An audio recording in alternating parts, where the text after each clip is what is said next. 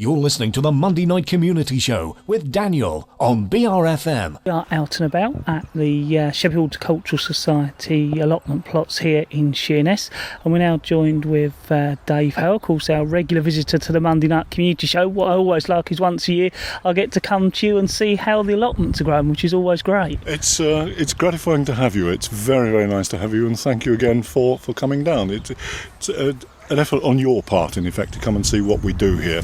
As you can see, I hope you're quite surprised with the amount of produce that is actually growing, despite the fact it's been a very, very, very difficult year for vegetables, as for most growing things. So, nice to see you. Thank you for coming. No, it's amazing the range that's growing here. You've noticed that as you've walked around, actually, that this is very good earth. It's good general earth. As you can see, there's a very wide variety from plot to plot to plot. Inevitably, they're going to be the basics: potatoes, cabbages, brassicas, beans. You notice a lot of beans lying around at the moment.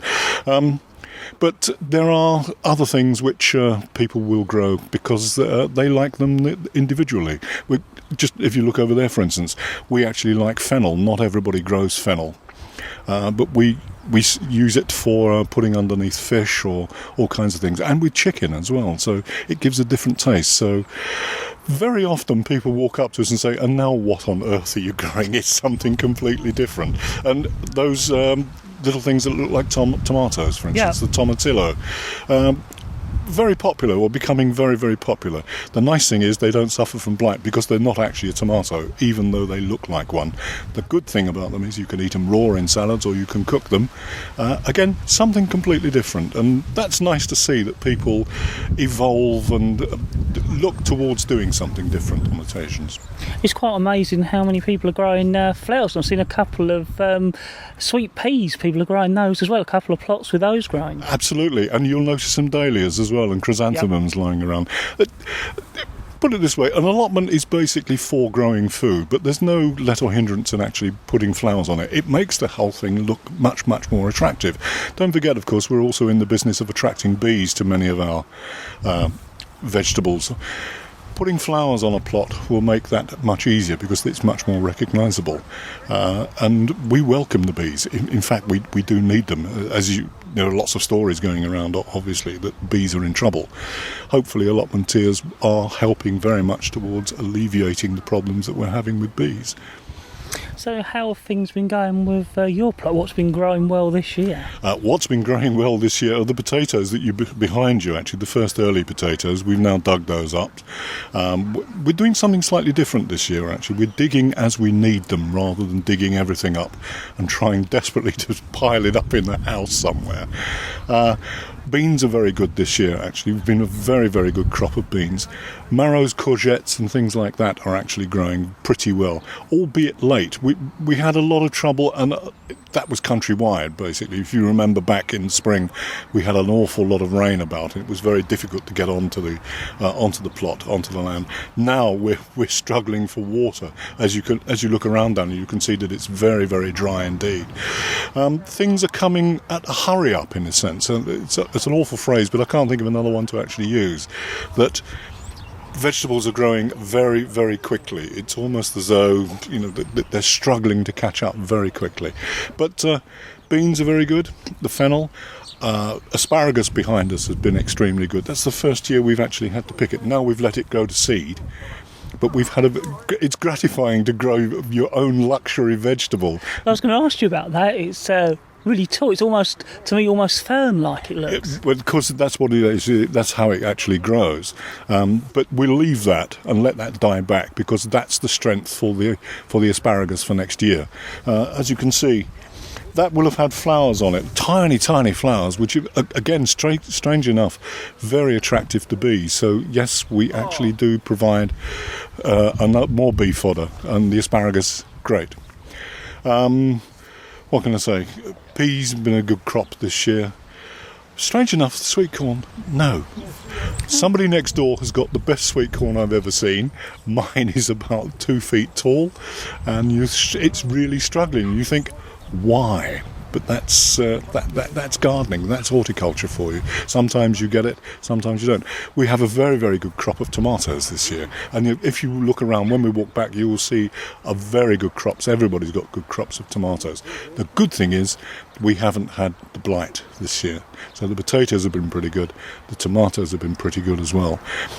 All in all, a good year, but we've had to struggle to a certain extent given the vagaries of the weather that we had earlier in the season. Do you remember when I came up to the studio, we were talking about the wetness and how hard it was to actually get on and do things. Gardeners will look for an alternative way of doing it. I have over the other side, I'll show you in a minute, over the other side there we have squashes. Rather than try to dig the whole plot of squash, which was counterproductive because it was very difficult to dig, we've dug 18-inch square holes, and we've put lots and lots of manure and compost in there, and they're growing just as well. But it's a way of actually getting around what was originally a problem. How can I get this onto the land when I can't get onto the land? So we are talking to Dave Hale from the Sheppey Horticultural Society. We're out and about and we're down at the allotment plots at the moment. So we are continuing to talk to Dave Hale as we're out and about the Sheppey Horticultural Society's allotment plots here in Sheerness. And Dave, one of the things we always cover when you're at the studio, and of course when I come down here to the allotment plots, is what you can be getting on with in the garden and the allotment over the next couple of weeks to come. I think I've mentioned it to you before you actually turned your microphone on. There are 4 things. Planning for next year. Clearing up, because there's an awful lot which will have gone over already. Stuff which would have been planted in the spring, for instance, is now coming towards its end. Pruning quite a lot and looking about. But I think most of all, given the fact that we're sitting in the middle of Sheerness, and you wouldn't credit that, would you? No. That it's a very pleasant day, it's extremely warm, so relax, use the garden, that's what it's there for. All your hard work that you've actually put in should now be bearing fruit. Relax into it. But at the same time, start thinking about what's actually you're going to do next year, or looking around. I, for instance, am one of those who cannot relax in a garden. I always see something and let's move a pot a few centimetres because it looks a few centimetres better there than it did where it was previously. And then sometime I'll come along and put something back. That's all part of the planning process, if you know what I mean. But certainly, clearing up is now very important because an awful lot of stuff has actually gone on. Succession sowing.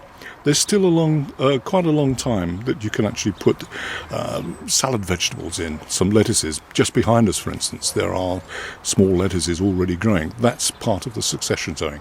Radishes. You keep the season going for as long as you possibly can. If, for instance, you've got your vegetables, certainly on the plot now, you will be digging your potatoes out.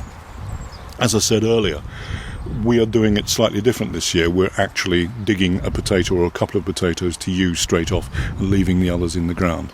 We're washing the tomatoes like hawks, obviously, because when they go red, the birds also know they go red as well. So you need to be prepared to make sure, if you're growing vegetables or fruit or anything like that, you're also feeding those little winged things called birds, in effect.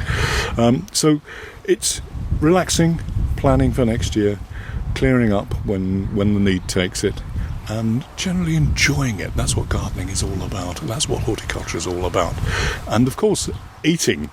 Very, very important indeed. You will probably seen, as we're sitting here, my wife has been travelling around the plot, picking certain things which are ready to go into the pot or go into store for later in the year. So lots of things to do, but most of all, I think, relaxation. Now, of course, one of the things that's coming up not too far away is your show. Yeah. Could you tell the listeners a little bit about that for us? It's actually our Golden Jubilee. It's a 50th annual show. Again, it's at the De Lacy Hall in Sheerness, which is very close to the leisure centre. And this year, it's a little later than last year, actually, simply because of the vagaries of the weather that we've actually had. It's on Saturday the 31st of August, when it's open to the public from 3 o'clock till 6 o'clock. And again, the following day, Sunday, the 1st of September, from 11 a.m. in the morning till 4 p.m. in the afternoon. And that's when we like to auction off, as you've probably seen when you came last year, when we like to auction off some of the produce that we've actually grown or which has been on display. So yes, it's Saturday 31st of August, 3 till 6, and Sunday the 1st of September, 11 till 4. And again, if I can repeat it, the De Lacy Hall, Esplanade Gardens, Sheerness. We are at the moment talking to Dave Hale from the Sheppey Horticultural Society, the regular slot we do at the Monday night community show. I catch up with Dave normally once every couple of months, only this time I'm out and about and I'm down at the allotments. So we are out and about and we're at the Sheppey Horticultural Society's allotment plots, and I'm going around and speaking to some of the people on their allotment plots. We're now joined with Mandy. Mandy, thank you very much for taking the time out this morning to speak to me. You're welcome. Now, actually, I think I spoke to you last year, but your plot's looking a little bit different. I understand you've altered the layout. Yes, yeah. The reason why you do that is because each year you do like a 4-year crop rotation to stop pest and disease. If you grow things in the same place every year, like there's diseases and that sort of build up, so it's a good idea to move them about, and then once the 4 years is up you can put them back where they started from. Now, last time, just remembering looking around your pot, I think you were growing some things like peppers and trying that out. How did that go, and are you still doing it? Yeah, it went very well. I'm doing them again this year. I'm doing them in pots this year. They are coming on, but very slowly, because they were later going out with the cold weather. Things didn't germinate so quick as what they did last year. So everything really is about 3 weeks behind. Although it's been a lot warmer and drier this year than last year, has that helped? It has helped. I've had the best crop of like runner beans I've ever had, and the best crop of sweet corn I've ever had.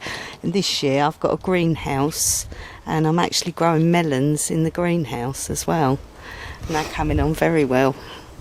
Yeah, it's quite interesting, that. So having a greenhouse is helping you to grow a different range of produce this year? Yes, it is, yeah. And also it gives me, I've got more space to actually sow the seeds in there and everything like that. So it's going to be very useful for me in the years to come.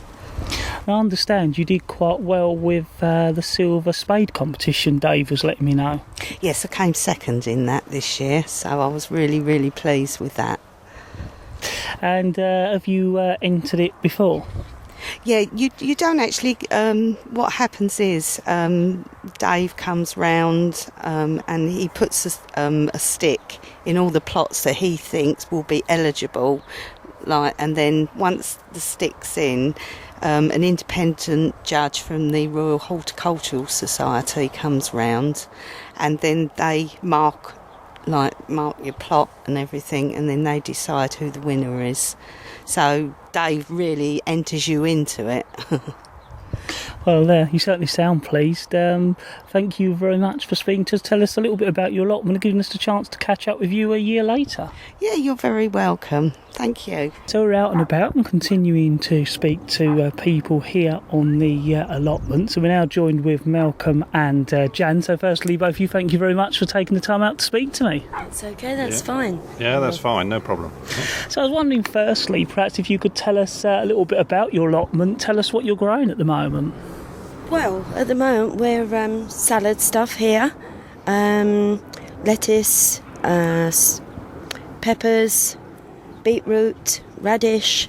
Not very successful, I'm afraid, with the spring onions this year, but and we've managed to grow some carrots, which I know sounds a bit stupid, but we've not had much luck in years. I was going to say, I've heard that carrots are quite difficult to grow. They seem to be, but everyone says, oh, carrots, we'll put them in. But this is the first year where we look as if we're going to have some success. So that's in this bit. Over there in a blue tub, we put in one courgette, which has gone absolutely mad. It looks big. It's huge, absolutely huge, and we're taking about, 10 or more home each weekend. Yes, some small, some more like marrows, so they're really going well. Leeks we've got, haven't we? Leeks, red cabbage, tomatoes, various varieties, and pumpkins, which we're doing, and an unknown Which we plot. thought was supposed to have been a blue pumpkin, but it looks more like a marrow, I think, to us. But it's coming on quite well. But yeah, if you continue around the garden, as Jan was saying, we're going down one side, we've got the tomatoes. We've got Swiss chard, a new thing which we're trying. We've got one or two bare patches, you will notice. That's because we've harvested stuff, because along the bottom were onions, which are now hanging in the shed in bundles. And then as you come round, we have got potatoes right down this side. Again, we're in the throes of harvesting them, and we come up to what was our strawberry patch again. Most of those have been harvested. So yes, yeah, that's basically our plot. Well, I noticed you said you had some onions hung up. One of the things I always think of is, it all seems to come at once. How do you manage to try and preserve some of it to give you a bit longer time to eat and use your produce? Yeah, well, this is... probably if you look around the plot, you may think compared to some people there's not quite as much. And yeah, what you were saying is one of the problems. And the first couple of years we went absolutely mad. We had everything growing. But yes, it all came at once. And there's only the two of us, so we ended up either giving a lot away. Neighbours used to shut the doors and windows when we come home from the allotment.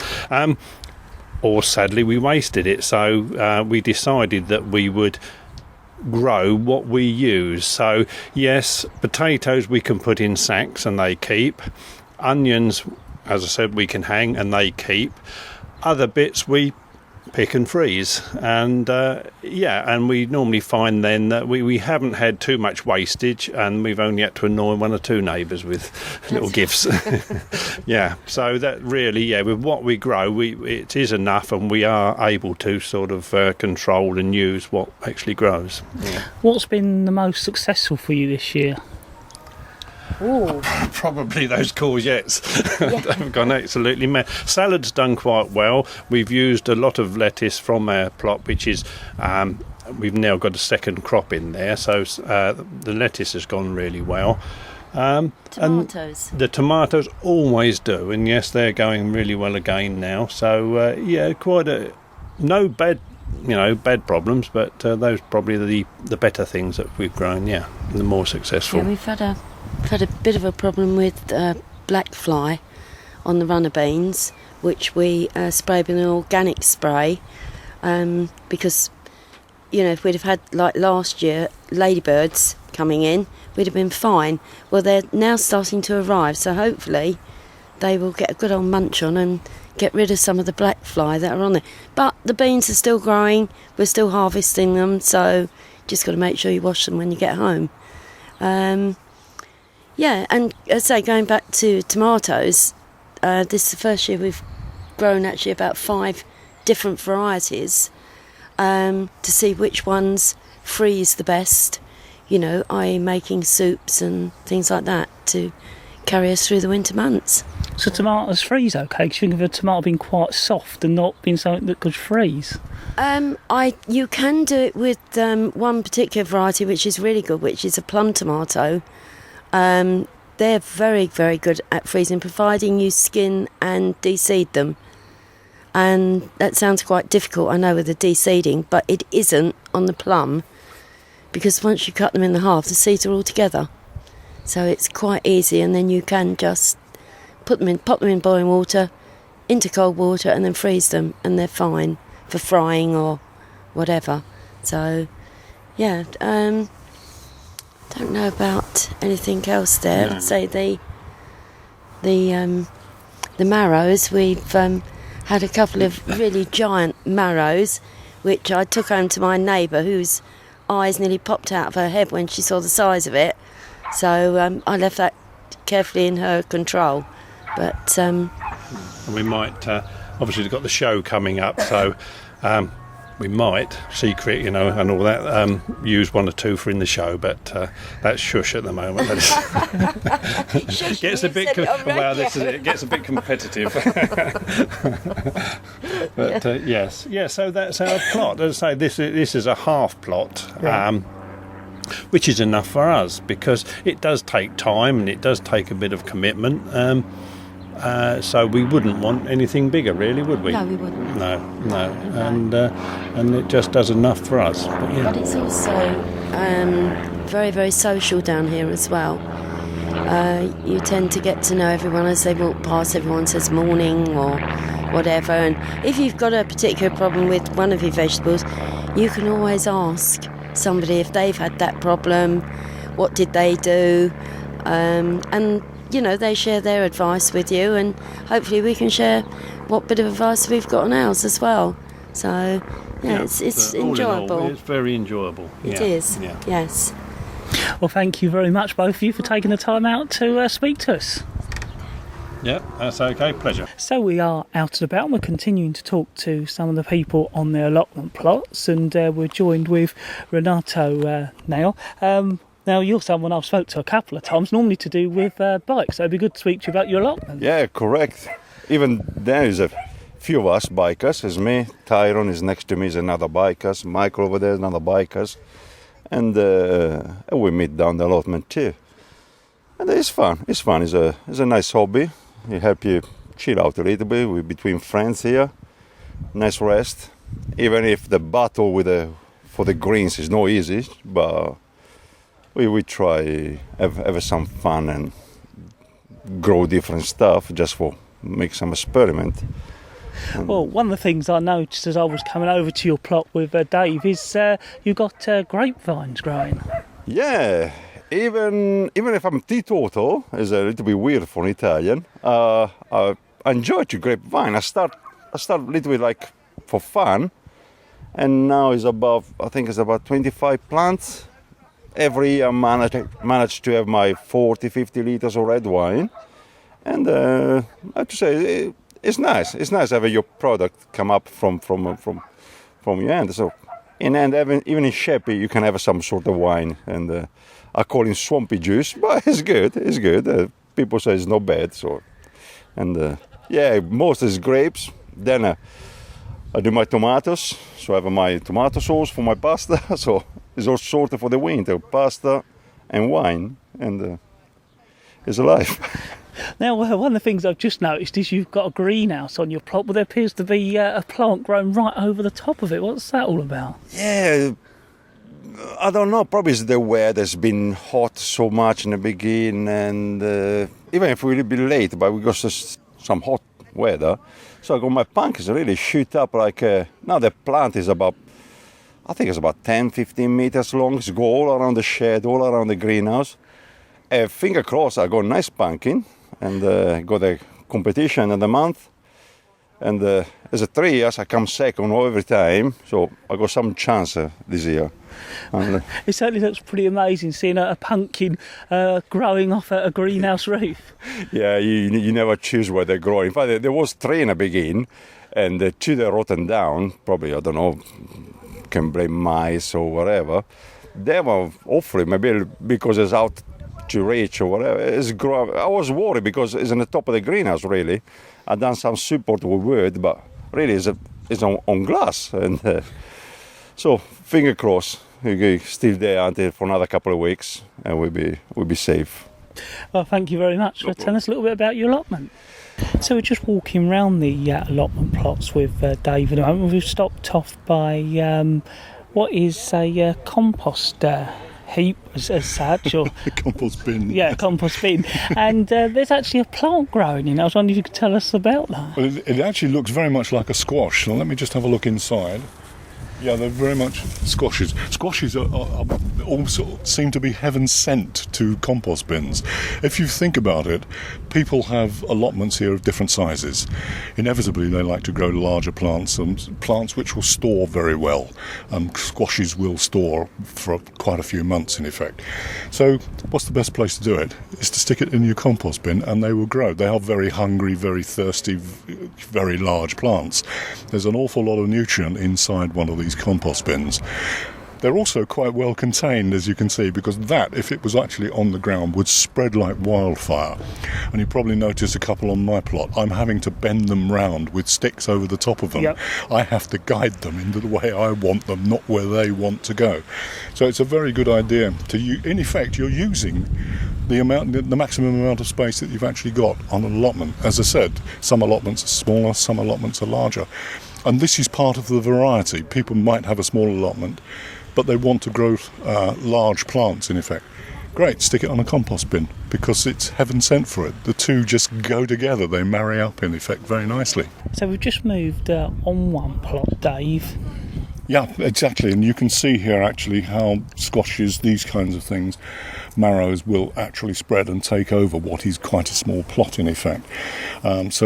Over there on the compost heap, you're actually containing it and you're still getting it, but here they're allowing it to roam. Fine, that's their decision, that's how they want to grow things, but in effect it's expensive on ground use in effect, so that will grow wherever it wants to grow unless you start steering it in another direction. As you can see over there as well, cucumbers, they will start growing up, and likewise over the back over there.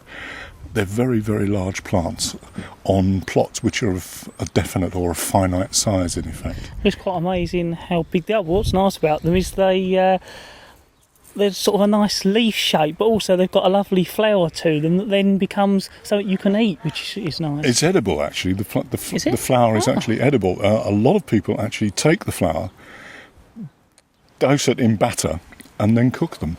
So courgette flowers are very, very nice to eat as well. You'd be surprised how much of a plant you can actually eat. There's an awful lot seems to be thrown away, but there's an awful lot that is actually edible. And the flowers are perfectly edible. In fact, in London, in some of the West London places, you will find courgette flowers or flowers still attached to the courgettes, in effect, and you cook the two at the same time. Yeah, they're very edible and very nutritious as well, apparently. But as you can see, the other thing about them, of course, by allowing them to grow, is that they will cover the ground, not allowing the weeds to shine through. So they help to cover ground up, in effect, whereas you can see from the plot behind you, in effect, it's slightly more unkempt. The problem where that is concerned is that the seeds will flow over because we've got a prevailing wind. That will help, although those large leaves will help cut down on the amount of weed growing up underneath it. It's not absolutely perfect, but it does help considerably. So we're continuing to walk around the allotments, and we've just stopped off by another plot. We were looking through and talking about it. One of the things I have to say to Dave is lots of people seem to be growing sweet corn. You were talking about the way that people often grow it. Yeah, it's very, very popular actually. Lots of people grow many different varieties. There are any number of different varieties. The problem perhaps with sweet corn is that a lot of people, perhaps if they come to grow it for the first time, will grow it in a line like runner beans or any other vegetable going across a plot. It's best grown in a clump, at least 4 or 5 deep and 4 or 5 wide if that's the amount of space you've actually got, because the pollination, it's self-pollinating. Pollination is actually airborne, so you want to keep it within that clump, and you've got a greater chance of getting better corn rather than having it in a line. If you think about it, if the wind goes through it, it's going nowhere in effect. It's dispersed into the air, the pollen. But so people grow it in clumps. It's best grown in clumps. It's very attractive in clumps as well, actually. But just behind that, you'll notice something which is very, very attractive to bees. Yeah, it almost looks like a big thistle to me. It's part of the thistle family, actually, but it's an artichoke, would you believe? It's believe it or not. But the flower is such an intense blue. It is so attractive to bees, it is untrue. Having said that, there's not one on it at this particular moment. The moment we walk away, there will be any number of bees flying over it and taking pollen off it. And again, just behind you, soft fruit. Not too good this year, but raspberries, again, very attractive to bees. The yield goes up 6-fold very often. Yeah, I was amazed with that the raspberries in our garden seem to have attracted more bees than anything else. Very true. We once had a bee expert down here to tell us about certain things where bees were concerned and what to grow and what not to grow and where to grow things. And he said, you've got awful trouble brewing here. So what do you mean by trouble? I think, we don't need trouble. He said, the raspberry plot there, yes, she'll be picking raspberries forever and a day, simply because bees go absolutely ape for them. So we've been walking around the allotment plots this morning. We've just stopped off by one of the last plots before we go back to the beginning, and there's some lovely tomatoes growing here, and you were letting me know, Dave, that tomatoes have actually not done too badly this year. No, as you look around, as we walked around that, you've noticed that there are lots of tomatoes almost coming to fruition. They're starting to go red now. They're a little bit later than normal. That's simply, again, because of the bad weather we had earlier in the year. But this plot we're actually looking at now, that's a good crop of tomatoes he's actually got in there, just waiting to go red. He'll leave the red ones on, because that will help to actually ripen the greener ones. That's a good plot. We've been very lucky this year in the fact that we've not had the bad blight that we had last year, which affected lots of allotmenteers' potatoes as well as the tomatoes. They're related to each other, so it's the same blight that affects both of those particular vegetables. So last year was pretty bad. This year, mercifully, it has been much, much, much better. But that's a good selection of tomatoes that you've got in front of you there. We're all very happy. Everybody grows tomatoes. It's one of those things which everybody has a go at, whether they've got a pot. The number of offices in London, for instance, when you walk in and you find that the horticulturalist has taken over your windowsill and he's got his tomatoes. I used to have work with a guy who was like that, coming on a Monday morning, and he'd been over the weekend with about a dozen pots. And I think, how on earth did he come all the way from he lived in Watford, Hemel Hempstead. How on earth did he come? Why did he bother coming all the way? I was working in a very high tower, Millbank Tower at the time. Inevitably, it got a great deal of light. Also, the heating was free as well over the weekend. So it's one of those vegetables that everybody has a go at. It's crazy, this bright red thing that everybody wants to grow. And I wouldn't say they're absolutely dead easy. There are certain things you have to do. There's a certain amount of pruning. As you'll notice from there, he's taken off the lower leaf branches. Right. That helps to ripen the tomatoes. It puts its efforts into the tomato rather than growing green leaf, which you can't eat. Yeah. And also could become susceptible, of course, to the dreaded blight, if you see what I mean.